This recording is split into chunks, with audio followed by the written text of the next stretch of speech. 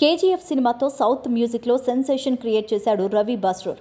ఒక యాక్షన్ డ్రామాకు మంచి బీజీఎం ఇస్తే ఎలాంటి ఎలివేషన్ ఉంటుందో దానికి మించిన బీజీఎం ఇచ్చి ఆ సినిమా సక్సెస్లో కీలక పాత్ర పోషించాడు.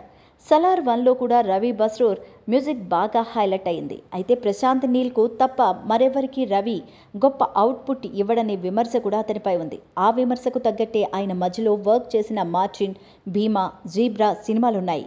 ఇదిలా ఉంటే ఇప్పుడు మార్కో సినిమాతో రవి బస్రూర్ పేరు మళ్లీ వినిపిస్తోంది. ఓ మామూలు గ్యాంగ్స్టర్ రివెంజ్ డ్రామాకు అతనిచ్చిన బీజీఎం గొప్ప ప్రశంసలు అందుకుంటోంది. మార్కో సినిమాకు రవి బస్రూర్ ఇచ్చిన నేపథ్య సంగీతం చాలా ప్లస్ పాయింట్ అయింది. రవి బస్రూర్ తన రొటీన్ స్టైల్ను పక్కన పెట్టి కథలో ఇంటెన్సిటీని అర్థం చేసుకుని ఇచ్చిన అవుట్పుట్ అందరినీ మెప్పిస్తోంది. మొత్తానికి మార్కో సినిమా ద్వారా రవి అకౌంట్లో మరో హిట్ పడింది. దీంతో ఎన్టీఆర్ ఫ్యాన్స్ తెగ ఆనందపడిపోతున్నారు. దానికి కారణం ప్రశాంత్ నీల్తో ఎన్టీఆర్ సినిమా చేస్తూ ఉండడమే. షూటింగ్ ఫిబ్రవరి నుంచి మొదలయ్యే అవకాశం ఉంది. ఆల్రెడీ మ్యూజిక్ సిట్టింగ్స్ జరుగుతున్నాయని సమాచారం.